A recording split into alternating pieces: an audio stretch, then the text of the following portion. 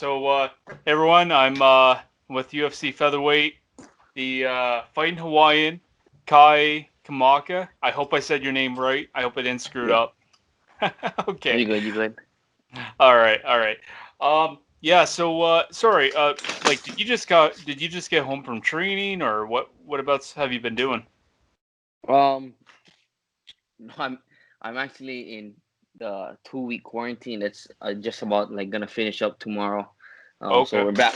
So I've been just doing home workouts. Yeah, it's investing in a little bit more stuff for my home workouts because you don't know what the hell's gonna happen with quarantine. But then 100%. so when you already fly into Hawaii, if you're a resident or even if you're just a visitor, you have a 14-day mandated quarantine, and then you're free to go after that, unless you leave before that quarantine ends up. But you have to be quarantined for 14 days, and then I actually got home a little bit after my like a week and a half after my fight, so that's why it ends on Wednesday, and then Okay. yeah, so I'm back to team practice Wednesday morning. Oh, that's good, man. Yeah, you kind of already kind of answered my question.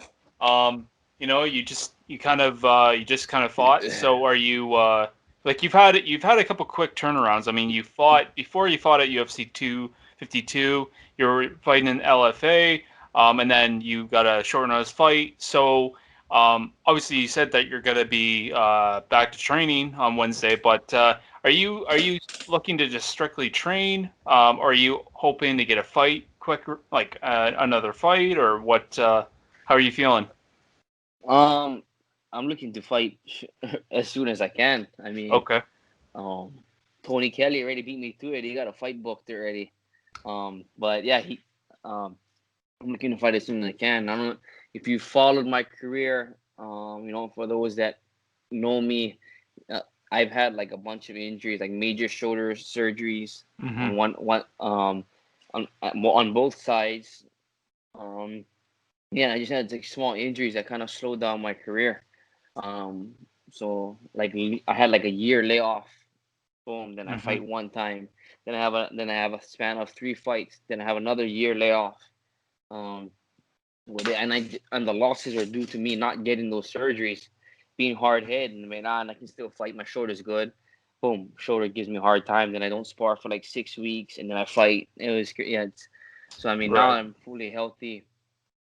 I want to fight. Like I want to take advantage of my body being healthy, Right. and it's still healthy. I'm not forcing anything. I don't think. I've rested after this fight a week and a half. Kind of took advantage of the PI and everything like that, and then Mm-hmm. kind of when I got home, just like light workouts, light home stuff. Not because I'm in quarantine. Um, and then yeah, so I've allowed my body to rest, ready to get back. Well, I was gonna say, yeah. I mean, you definitely look a lot better than you did on the post fight for sure. You're all banged up and stuff, but yeah, you're looking good. Yeah, I mean, again, congrats on your win Thank you. over Tony, and congrats on that 50G, man. Thank you. Haven't uh, seen it yet. It takes a while to come in, I guess. it should be like you should get that fight, you should get that 50Gs right up in front and center. But so actually, since we are talking about that, obviously with the UFC, depending on where you're from, with a currency change, obviously you're from Hawaii, so you're still in the U.S. Is there any do you know if like if you fight in different countries, if there's any currency change, or do they try to match up with like from where you're from? Oh, sure. I don't even know. I don't know. I just know that it gets the money gets taxed in the state that you fought in. So Mm-hmm. I let people that's supposed to handle that handle it, like my wife and my manager. So I Right. just fight. So I have no idea. I just know what 50,000 means. Oh, okay. Yeah. No. Fair enough. Fair enough. When you hear 50,000, yeah, that's definitely don't question it. Yeah, I mean, it's a lot different. 2 weeks prior, I fought in LFA. I mean, it's a lot different. You know what I mean? Like the money is just a lot different. I Oh, mean, 100%. yeah. So Um, yeah. So Yeah, so you were saying in an interview that you've known Sean Shelby since you were like a kid. So can you elaborate on that a little bit? Yeah, I mean, so this is before Sean Shelby, who is like my family, like they knew him, Hmm. or he was working in Hawaii. I think they're uh for he was like a cameraman. Him and like I so him and his partner, I got to meet with, and like like I have like a vast amount of pictures that that we had the time together. And I think after that he got into the promoting side, or while he was here he got into the promoting side. And then yeah, eventually he turned into the most supported matchmaker in the world. Nice, nice. Yeah, no, For my weight he's class. well, and so now that you've known him since a kid, do you are you starting to build a little bit of that rapport with him more now? Like, how are you Oh approaching? yeah, yeah. I mean, of course he's like right now he's important to my career. You know what I mean? Like Hmm.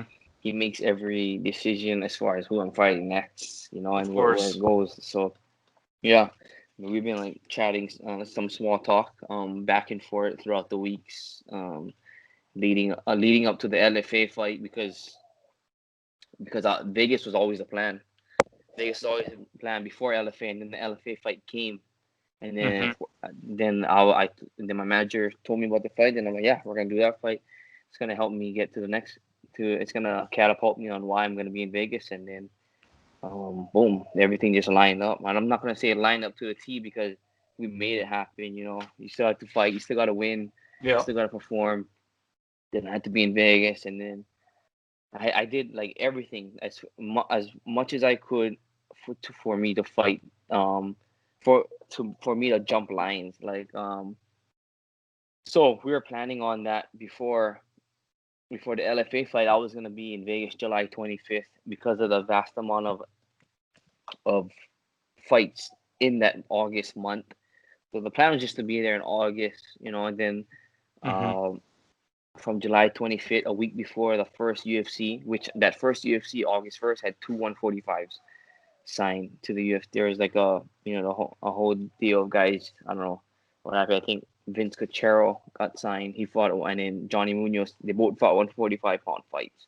Hmm. Um, well, so I mean, and that right there, and I fought that Friday. I fought Friday. They fought Saturday. Um, but that was the plan, to be in Vegas. We were had a training camp for that. And then like 3.5 weeks out, 4 weeks out, my manager offered me to fight in LFA against Michael Stapp.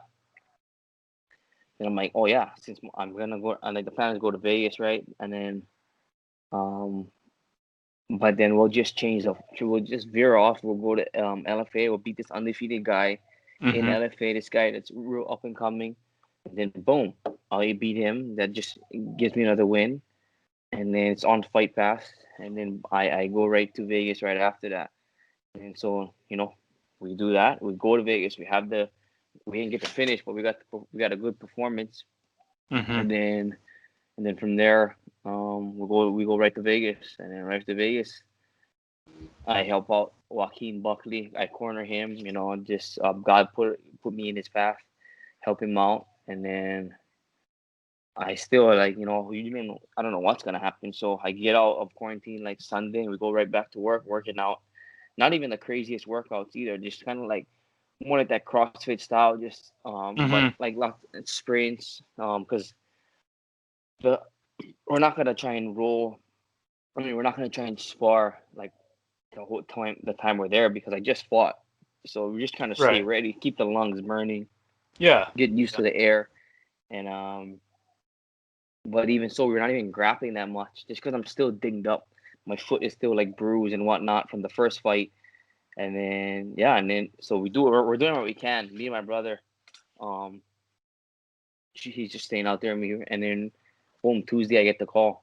So my cousin flies back out, and yeah, it's crazy, crazy weeks, crazy. My my emotions are like up and down. I mean, not even like crazy emotions to where like I'm starstruck or things like that. It's just the emotion of you fighting. You're not fight. Oh, I'm fighting. You're not fighting because I'm waiting around hoping for a fight, and boom, I'm fighting again. That's Mm-hmm. just that's just the emotion my body is going through because that's a big thing. Like you tell somebody they have a fight, the switch automatically turns on. Like boom, you're locked in. You know what I mean?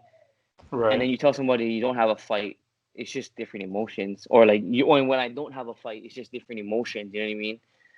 Mm-hmm. And then boom, you got it. Then I get signed to the UFC. Then switch happens again. You know what I mean? So Yeah, yeah, no, definitely. Yeah, that's quite the experience and story. Um, and I guess like you're fighting. You're on a 6 fight win streak. Um, with the experience in the Bellator, LFA, and then now UFC. Do you find that like that translates the hard work that you've been putting into your training? yeah, I believe so. I mean, 6 fights. When I don't even think about it like that already. Like I don't even realize it until people say it. Till you say it. Till other people say, "Oh, you're on a 6 fight win streak." Like, sure, I don't even know because I'm just going like fight by fight, Mm-hmm. I'm not even like not even like to be like cliche or whatever, but like once the last fight's over, I'm just trying to freaking get into camp for the next fight, like Mm-hmm. whenever that fight comes. So I'm not even thinking about that, like, but I mean, yeah, I just work hard for that fight in front of me, and then boom, I win that fight. And then the next one, I just bust my butt for that fight in front of me, and then it just happens in the one fight. I mean, I'm not getting finishes any means, but I'm not picking my fights either. Like they're slowly, every guy is getting better, Mm-hmm. and I'm coming out on top. And yeah, I'm not getting finishes, but shoot, I'm slowly progressing, as a fighter. So, and even in those 2 weeks, I made I made adjustments that Tony Kelley probably didn't expect watching my other footage. Mm-hmm. Um, so yeah, it's 6 fights, but I mean, doesn't mean nothing now. I just gotta win the next one. That's how I look at it after every fight. And I mean, Yes. yeah. So Sure. if you've looked at, I fought in like King of the Cage, then I fought in Bellator, Mm-hmm. 2-2, then I fought in LFA, then I fought in UFC. So you know what I mean, like to me, that slowly progresses as far as the promotion that I'm in, and then that slowly progresses so each guy gets even better every time. You know what I mean? Mm-hmm. So I mean, every fight I'm finding my equal, and then Mm-hmm. I'm coming out on top. Yeah, and it sounds like almost like you're climbing up the ladder a little bit. Like so every guy it's getting bigger and bigger, and maybe a bigger name, and a tougher guy.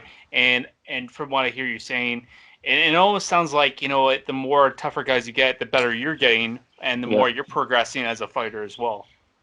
yeah. I mean, that's the way I see it. As like, I when I look at the guys that I'm fighting, you know, um, it's good the way it's lining up, and Mm-hmm.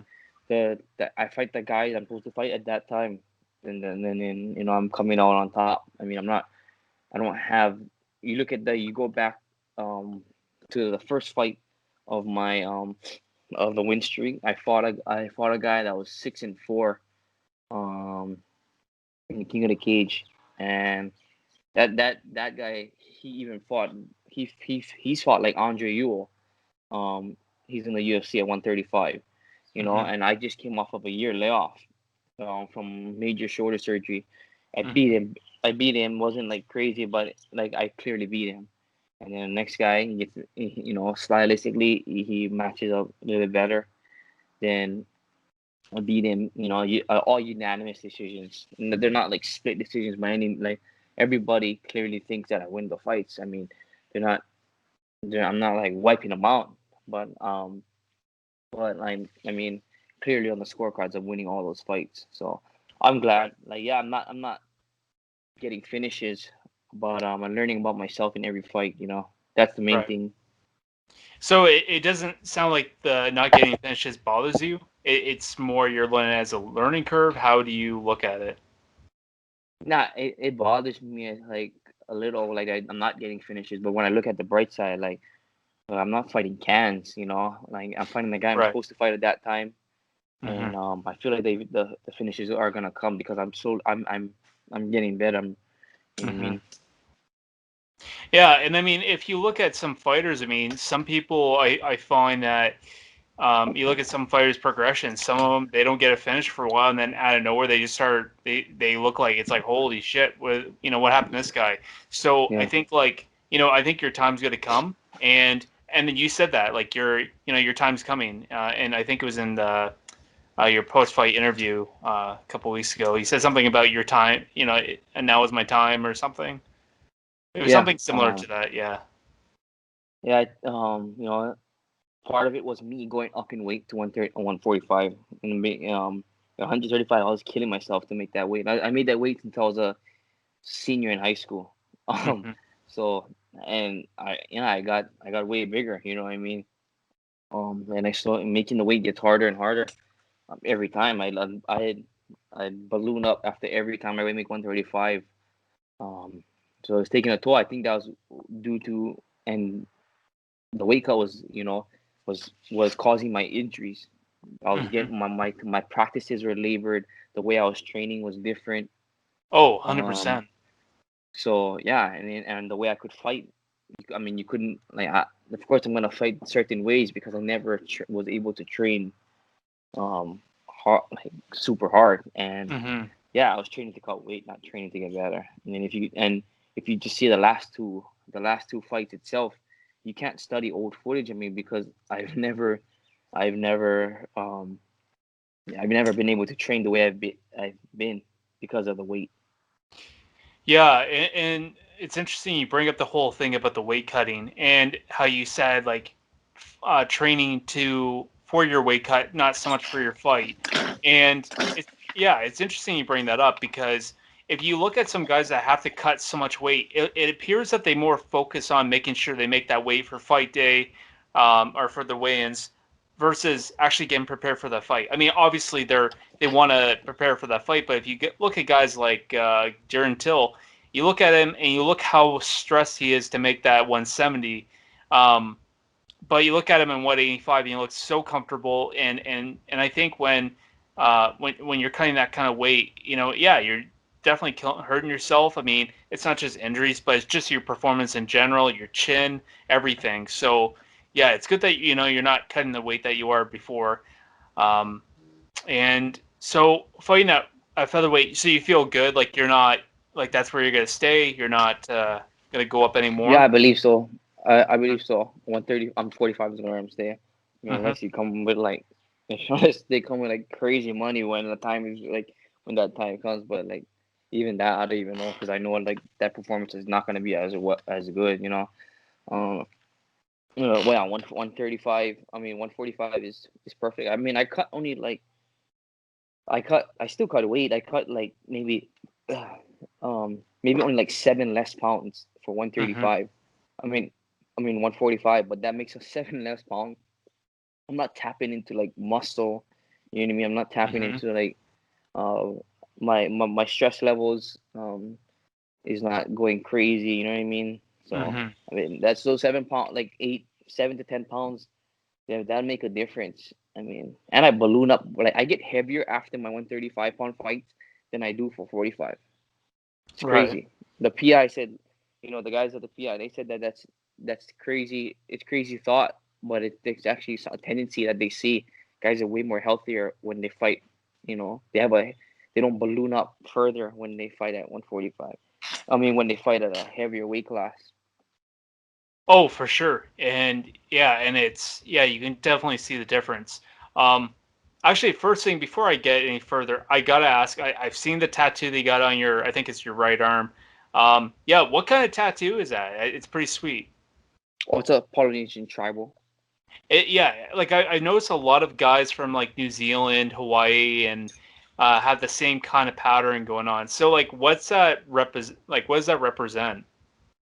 I mean, a lot of us, we do it as like cultural tradition. Mm-hmm. And then they usually, when we're getting it, they usually share with us what certain the patterns mean.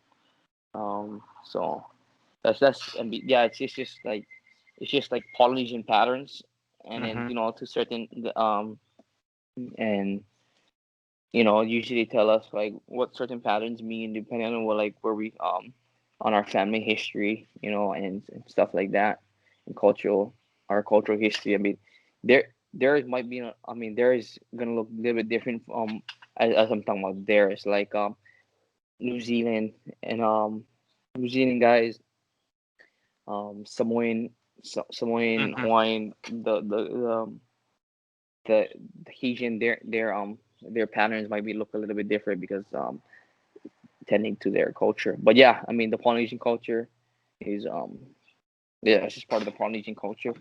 Yeah, that's really cool. I like it. Um, but yeah, obviously moving forward here. So obviously, in the UFC, you have some fellow Hawaiian fighters like Holloway, Yensi Medeiros. How do you feel being that next guy coming in? Feels good. I mean, Dave's seen me since a very young age in the local scene. As like even like Max Holloway is only like maybe like 3 years older than me, and he's seen me. Like Hmm. we're in the regional scene. We're like fighting in like kickboxing shows together.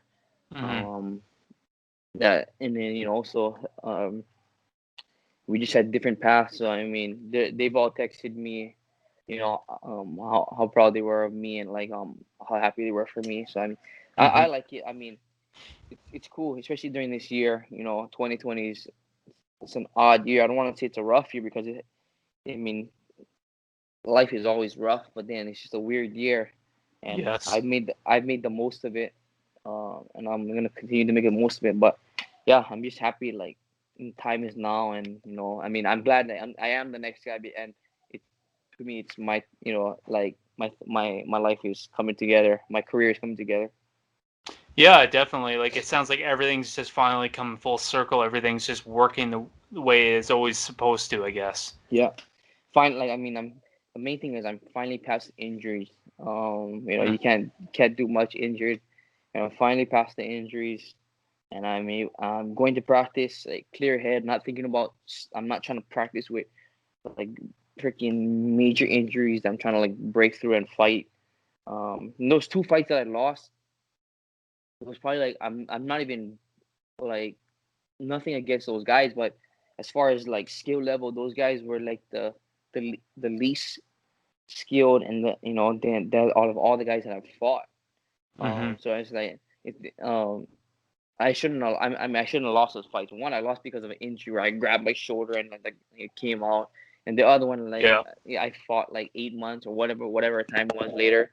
Um, and I fought the whole fight. My shoulder kept like popping out. I could keep popping it back in. So I mean, Right. I cheated. I cheated myself and I cheated my opponents because I wasn't able to fight fully. And they got some wins off of that. So Yeah, definitely. Yeah, that's never fun. It's never good to come off losses because of an injury or you're not, fully 100%. I know that a lot of times, like, as a when I'm sure from fans' perspective, no one likes to hear the excuse of, "Well, I was injured," but I mean, it is a real thing that people need to realize that. I mean, you can't fight your 100% if you're injured. So, yeah, um, I mean, I chose to do those fights. right. That's just from being young and dumb. Like you're gonna oh, I can fight through it, and then after the fight you lose and be like, oh, what the hell? That was the dumbest decision I ever made. And then I'll Right. do it again. I did it one more time. That time I fought the whole 15 minutes, and you clearly watch the footage. Like I'm like I'm throwing punches, and my shoulder comes out. I'm like running away, trying to put it in. Like, but like nobody even hit me, or like he didn't even hit me.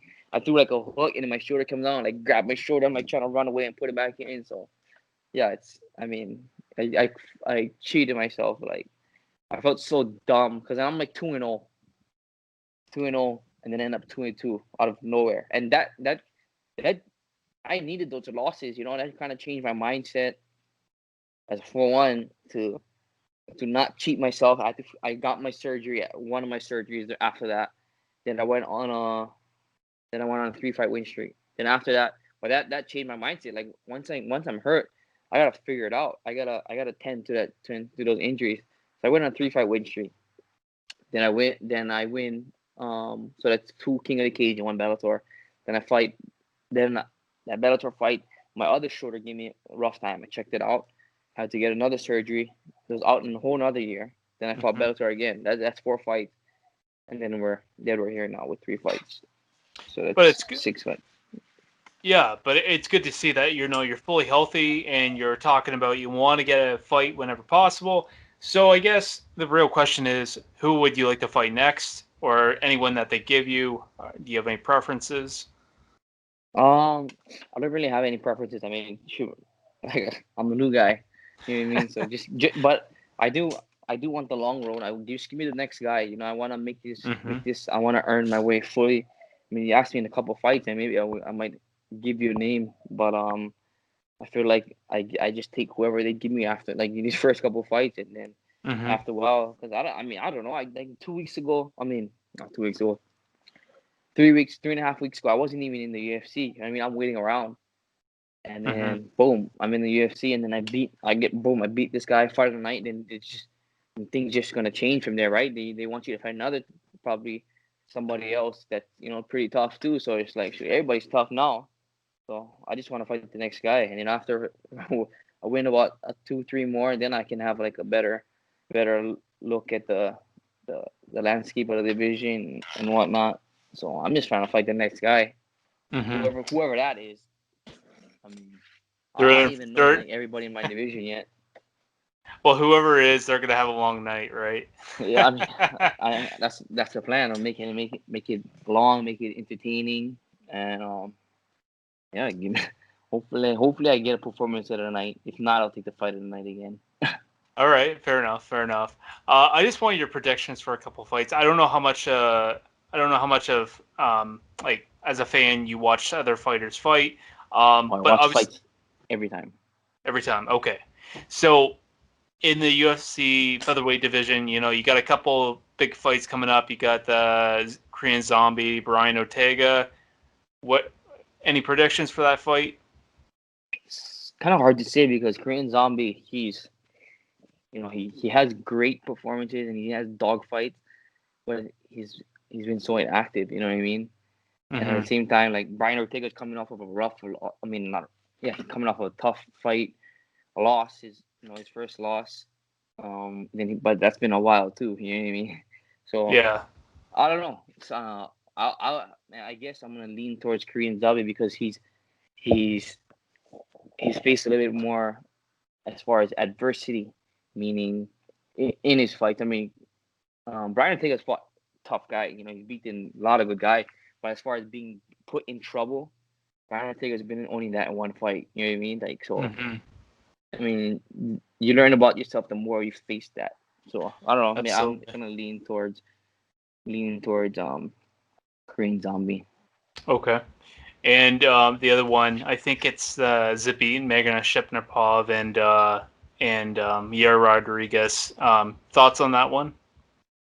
I think Zabit, just because Yes. his IQ, his IQ, like he knows how to put the fight where he wants it, and Hmm. that's a big thing. He can do it all. He can wrestle. He can box. He can kickbox. But all that everybody can do at this level. It's who can control the pace of the fight. You know what I mean?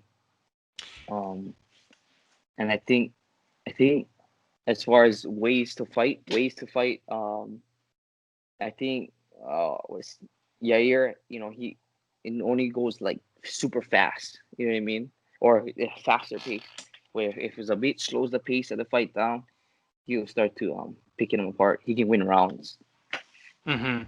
Well, the only concern I have is, let's say, Zabit wins this fight. I think it's been addressed that cardio has been probably his weakness for sure. It's been proven in the fight with him and Calvin Cater. Um, so I mean, like, what do you think that's something that he knows that he needs to address? Do you think that like Honestly, don't think it's a cardio issue. I think it's a weight cut issue. You know what I mean? Just because I mean you gotta know this guy trains like we're in the UFC. He trains super hard. Um, mhm. he probably does everything right. He probably just I think he's cutting a lot of weight. So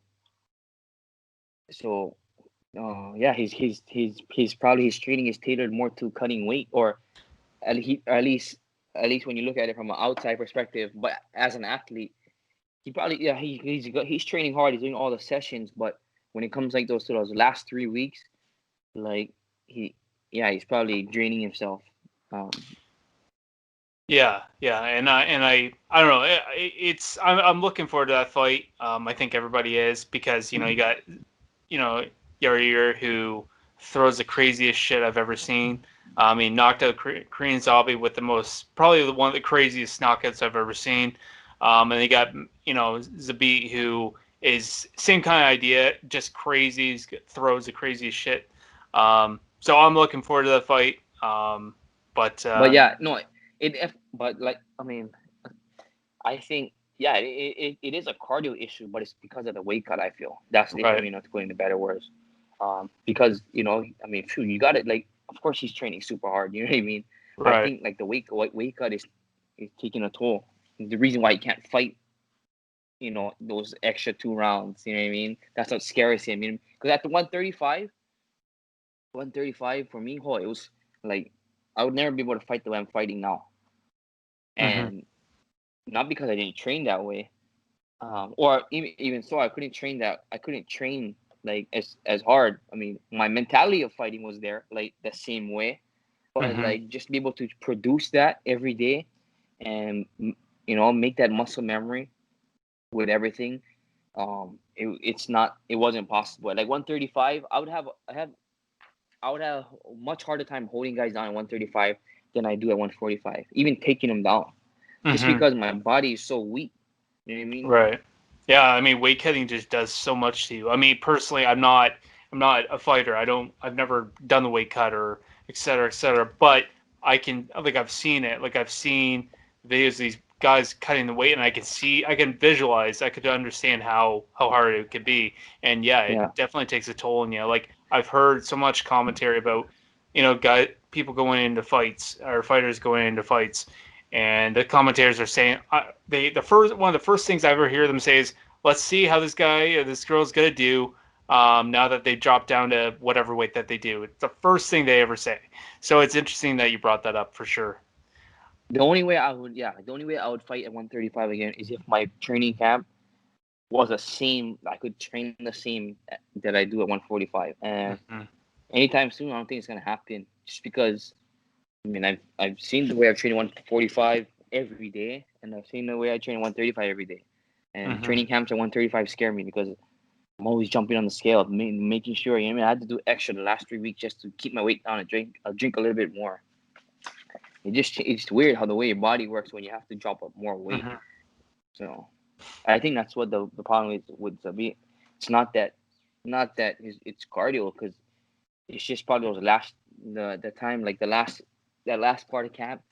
He has to cut a little more weight. That's what I feel, because I mean I know what it's like to cut more weight. Oh, absolutely, yeah. I just hope that if he is having that issue, I would like to see him at 155. I'd like to see what he can do at 155 without cutting that weight. Because obviously, yeah, you look at him and the body type that he has, there's no way that's his natural weight cut or his Yeah, weight class. I don't see it. Um, Normally the one guys at 145 are about your size, maybe a little bit bigger. And he looks like he could be 155, no problem. yeah. I mean, the only advantage I feel like the guys at 145 will have against me is a little bit height. It's just height, not size, as far as like Hmm. muscle size and whatnot. It's just height. Yeah, no, But 100. I'll give up a few inches or some inches to freaking feel better at practice. You know what I mean? Like, freaking fighting is fighting. You know what I mean? A few inches won't make a difference. I mean, it will make a difference as far as the way I fight, but it won't make a difference like as far as fighting itself, the definition of fighting itself. Yeah, definitely. Sorry, Kai. It's almost like 11 o'clock here where I'm Oh, from. that's fine. So it's kind of getting late, but I do want to appreciate you coming on the podcast, taking the time of your day to come up on, talk a little bit about what's going on. And I hope maybe like in the next year or two, I could have you back on here and get some updated news, and we'll talk soon, man. Yeah, definitely. Where are you from? I'm actually from Ontario, Canada. So it's like, Oh, yeah, are you from there? From originally from there? I am actually. Oh, nice. Yeah, I'm born and raised. I'm only three and a half hours from Toronto, so I'm not too far away from the bigger cities for sure. Oh, nice. Um, but yeah, Yeah, no, you should it's probably get some rest. well, I hope so. So, but yeah, again, thank you for hopping on, and you take care. Good luck with going back to training, and hopefully we'll hear some fight news, man. Shoot, yep. I can't wait either. I wait. I look at my phone all day, hoping any text from my manager is actually fight news, but hasn't been in the past couple weeks. Oh, So, of course, of but course. yeah, thank you for having me on. Thanks, man.